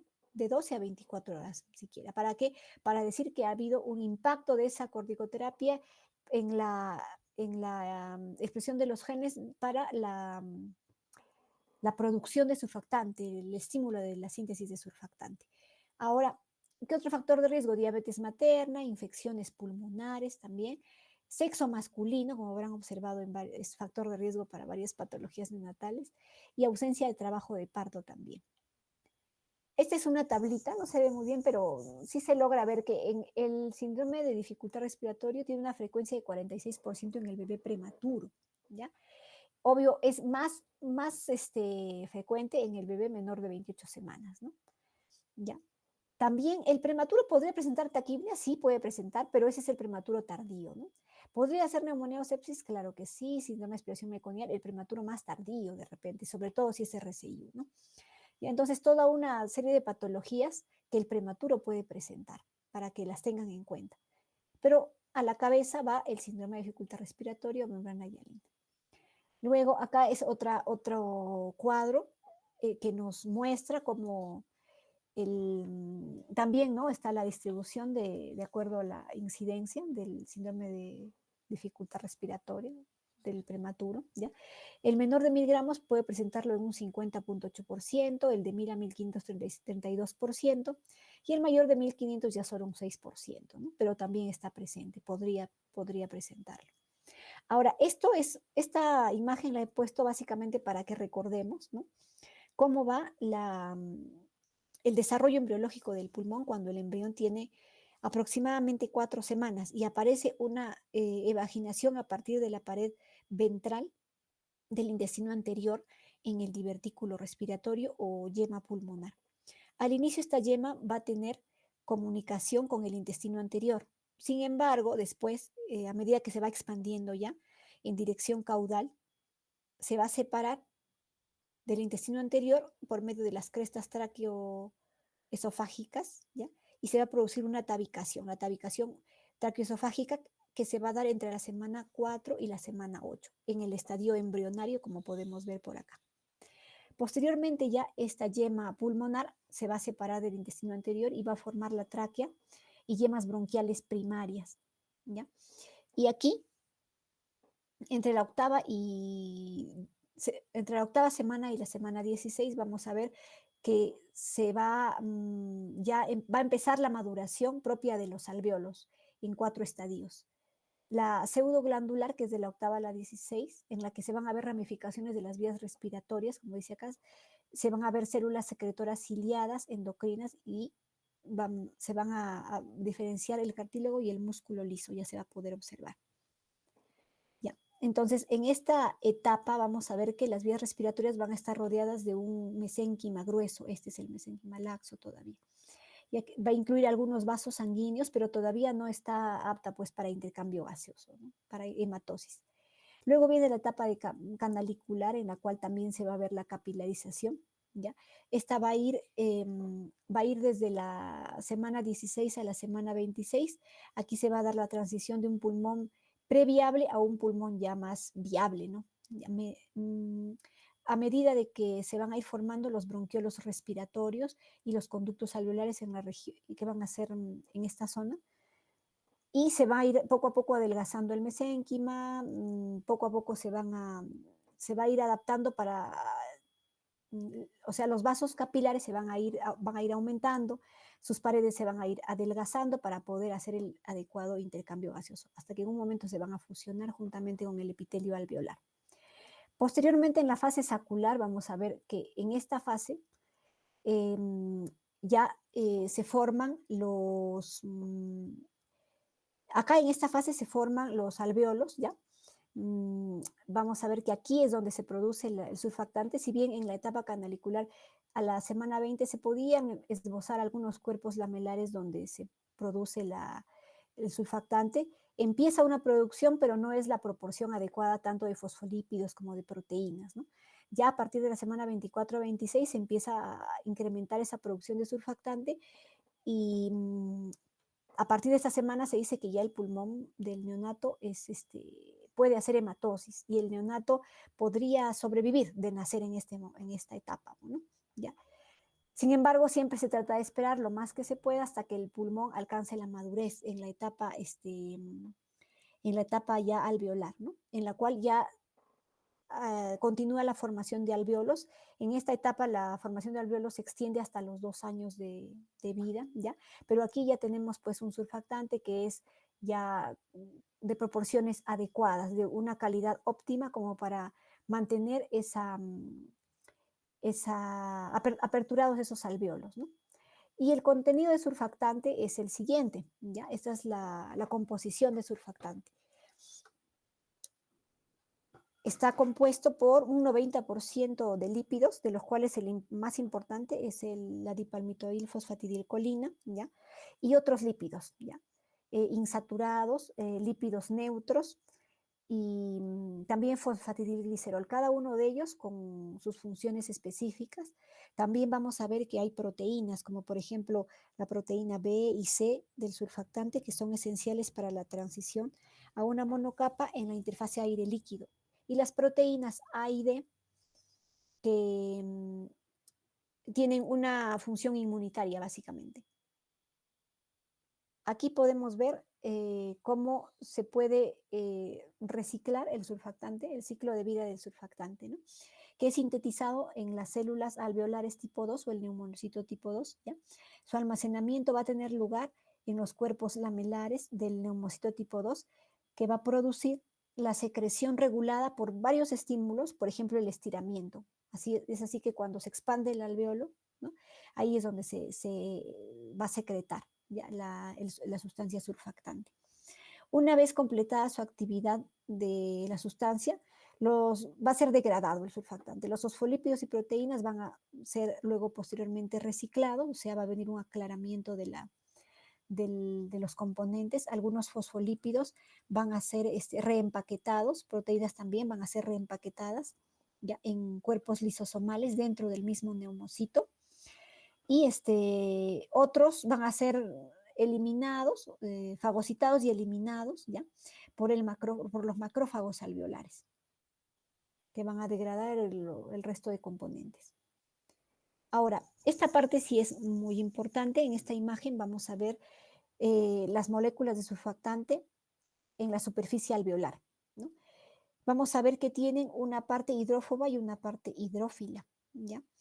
Y ustedes habrán oído hablar de la ley de Laplace, que nos dice que la presión P de aquí es necesaria para insuflar un alveolo o una burbuja, es proporcional a la T dividida entre el radio de la burbuja.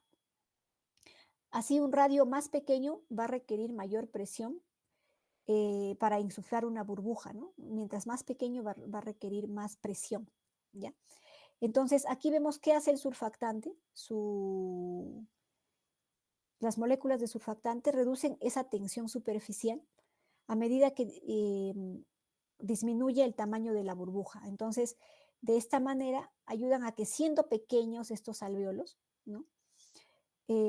Al revestirse de surfactante, la tensión superficial va a descender a medida que disminuye el radio, debido a que las moléculas del surfactante se juntan durante la expiración. Así, la presión necesaria para mantener el alvéolo no va a ser tanta, ¿no? Entonces va a ser inversamente proporcional. A menor presión, a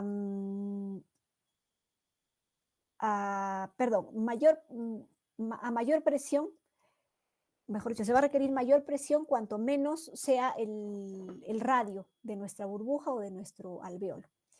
Por eso es que, a pesar de que el paciente expira y que el alvéolo se desinfla parcialmente, no requiere mucha presión para que pueda volver a expandirse, mientras que cuando no hay moléculas de surfactante se requiere de mucha más presión para volver a poder expandir ese alvéolo, ¿ya? Entonces, ese es el mecanismo de actividad del surfactante. La fisiopatología en el paciente que tiene distrés respiratorio: ante la ausencia de líquido surfactante, vamos a ver que el alvéolo es inestable, va a presentar colapso pulmonar, atelectasias generalizadas o localizadas en todo el pulmón, y va a presentar descompensación, ventilación, perfusión, o sea, no va a haber intercambio gaseoso. Por ende, va a haber hipoxemia, por ende no va a haber buena eliminación de CO2, va a haber acidosis respiratoria con hipoxemia, ¿no? Y se va a producir todo eso, disminución de la capacidad residual funcional, va a haber atelectasias, ¿ya? Va a haber una disminución de la distensibilidad pulmonar, como habíamos mencionado, que esto es la capacidad de expandirse del pulmón. Va a aumentar el trabajo respiratorio, va a haber polinia, va a haber tiraje, distrés respiratorio, ¿ya? Podría persistir la circulación de derecha a izquierda por la dificultad respiratoria, por la hipoxemia, e incluso porque en el caso de esta patología puede persistir la hipertensión pulmonar persistente, para la redundancia. Estos pacientes con hialina pueden tener hipertensión pulmonar persistente, ¿no? Entonces, eso les complica la patología, pues ahí ya no sería una sola, sino dos problemas que podría tener el paciente, ¿no? Adicionalmente a eso, podría presentar edema pulmonar en ciertas zonas, inactividad del surfactante por algunos inhibidores, como el líquido, y al momento de que se colapsa el alveolo e intenta volver a aperturarse, hay un roce entre esas paredes con una lesión a nivel del epitelio que genera el exudado proteínico y es lo que va a formar las membranas hialinas. ¿No? Entonces, ya revisando todo esto, encontraremos que el porqué de todo este cuadro clínico, ¿no? El paciente con imposibilidad de realizar el intercambio gaseoso va a tener que hacer taquipnia, va a hacer quejido, va a aumentar el trabajo respiratorio, va a hacer aleteo, va a presentar retracción muscular, uso de musculatura accesoria, cianosis, palidez, letargia, apnea, pobre succión, ¿no? Y va a necesitar de un manejo específico, pues, ¿no? ¿El diagnóstico cuál es? Como habíamos dicho, el diagnóstico se hace teniendo en cuenta antecedentes, edad gestacional, evaluación clínica, ¿no? Y algunos estudios adicionales. En examen físico, bebé con dificultad respiratoria, bebé prematuro sobre todo, ¿no?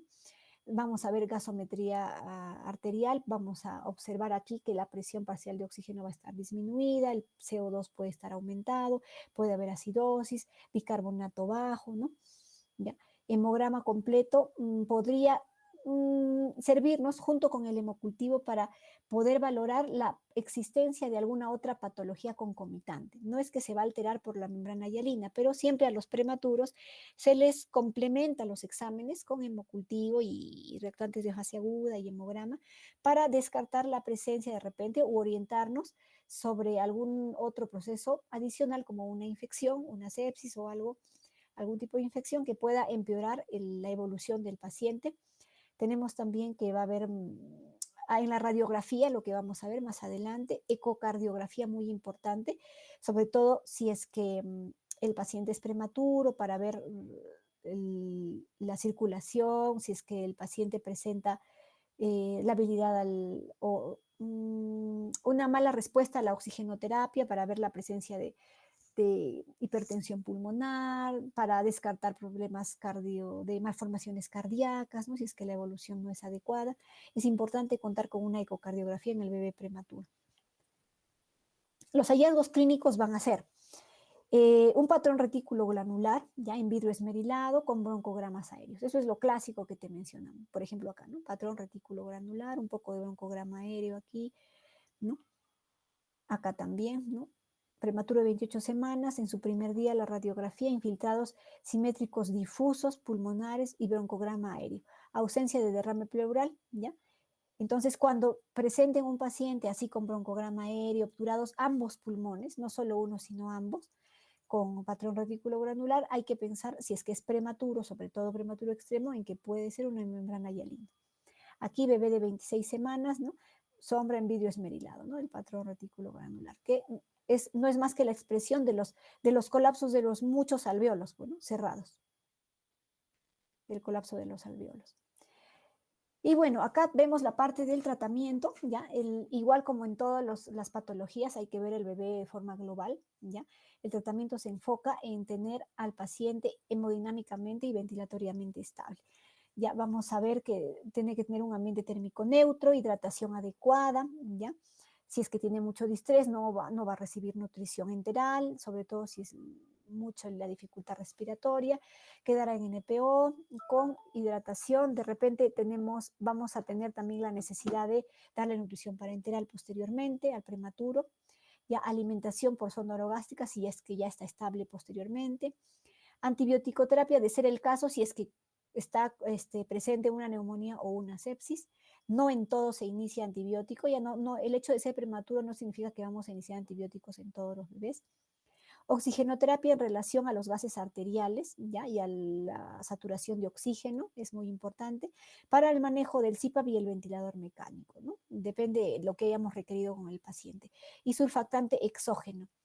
El surfactante exógeno es el eje de tratamiento en la membrana hialina junto con la presión positiva, ¿ya? No se olviden, el paciente con membrana hialina necesita presión positiva para que esos alvéolos no se colapsen.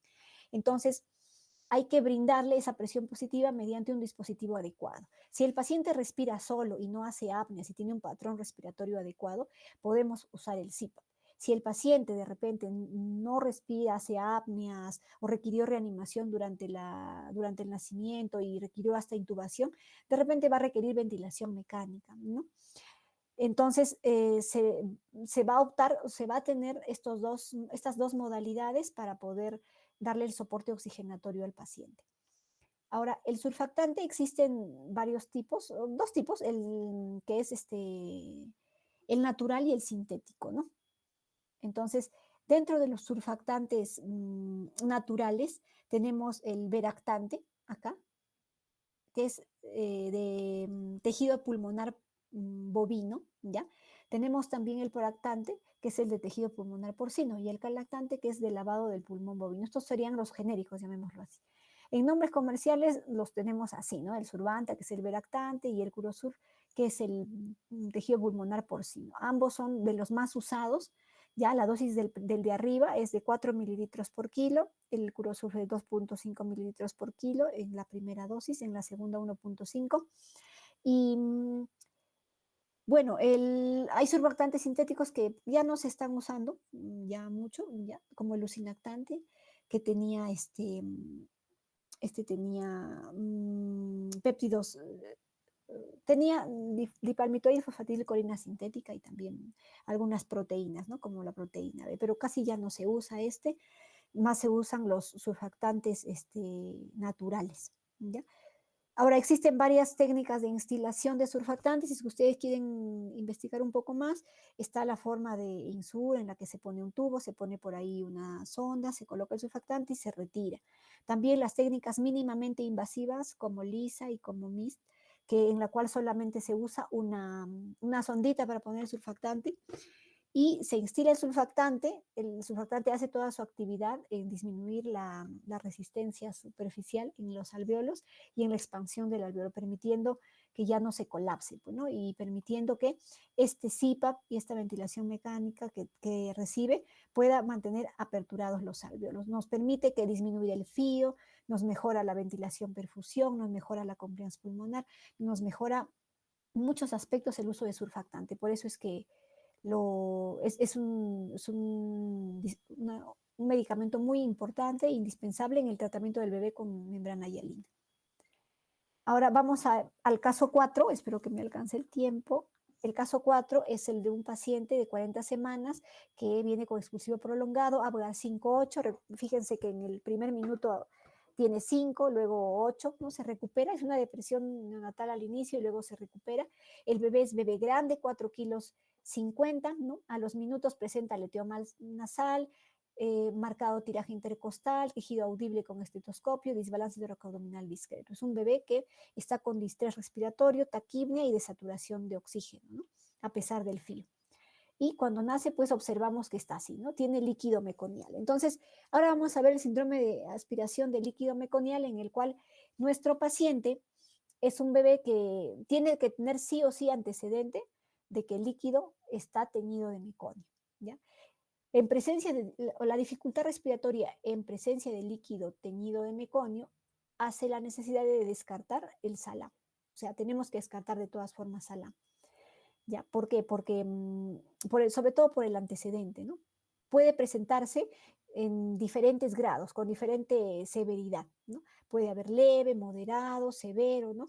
No todo bebé que nace con líquido amniótico meconial va a presentar salam, ¿no? Como dice, no sé, de unos 12% de todos los partos, un 10 a 12% puede tener líquido meconial.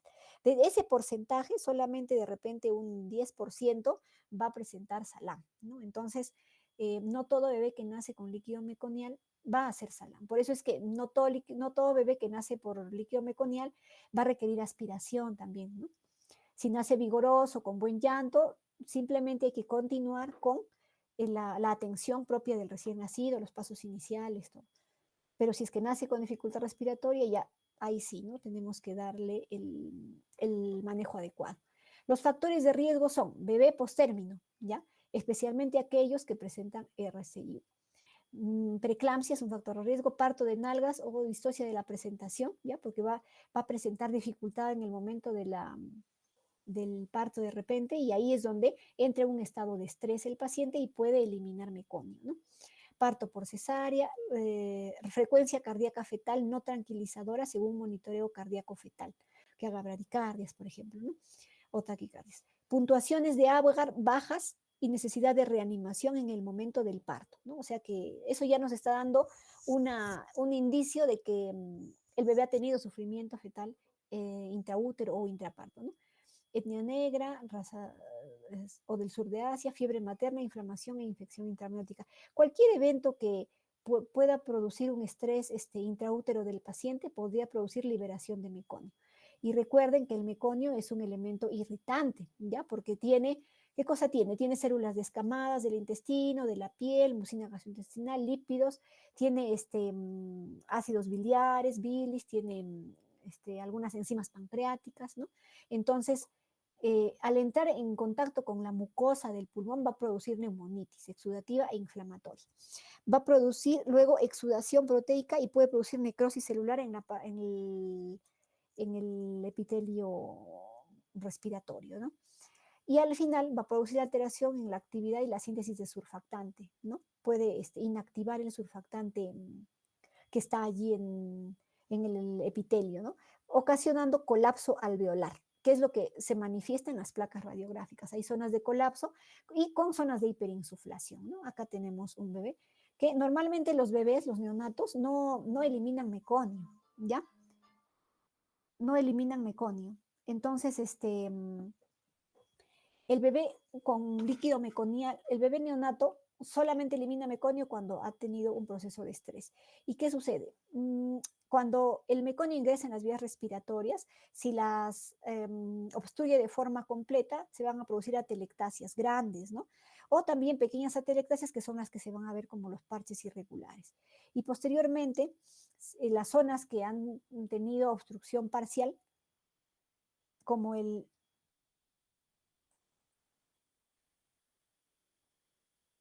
me parece ya se va a cerrar en breve.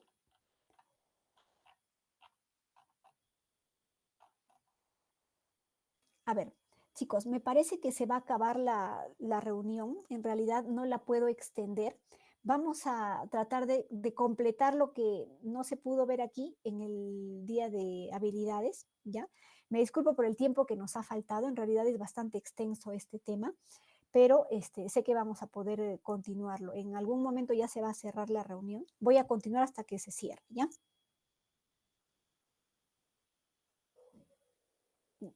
Ya, entonces, como íbamos diciendo, en el caso del paciente con líquido meconial, se va a producir una obstrucción parcial y total. Entonces vamos a ver zonas de colapso total o de colapso parcial. Cuando vemos colapso parcial, vemos zonas de atrapamiento de aire, donde hay zonas de hiperlucidez y otras zonas blancas parcheadas, ¿no? Entonces, esto va a llevar a que hayan zonas de hiperinsuflación hasta que puedan haber neumotórax y otras zonas de atelectasia combinadas en una misma placa radiográfica. ¿Qué más vamos a ver? En el cuadro clínico, la dificultad clásica, puede haber cianosis, el tórax se ve abombado, hay un incremento del diámetro anteroposterior del tórax, a la auscultación se puede observar hipoventilación o estertores húmedos diversos, la evolución puede ir desde las primeras horas de vida con una mejoría paulatina después de las 48 horas, ¿no? Y se va a reabsorber entre los 3 a 7 días, a excepción del síndrome de fuga de aire, que ese sí va a requerir otro manejo especial, o sea, los neumotórax que complican, ¿no? el SALAM.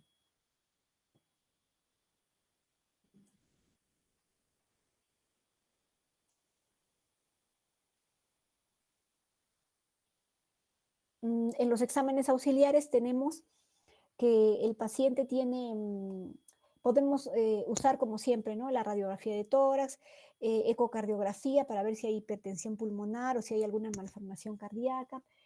Podemos, dependiendo de los antecedentes maternos, hemograma, hemocultivo, gases arteriales y la radiografía, un aspecto importante para poder descartar la presencia de por ejemplo, neumotórax, ¿no? Presencia de neumotórax que requieran drenaje, ¿ya?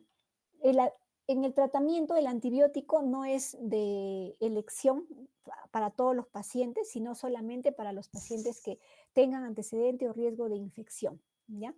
El RCP, según protocolo, cuando nació el paciente, se aspira si es que el bebé está en apnea, si es que vamos a dar BPP, ¿no?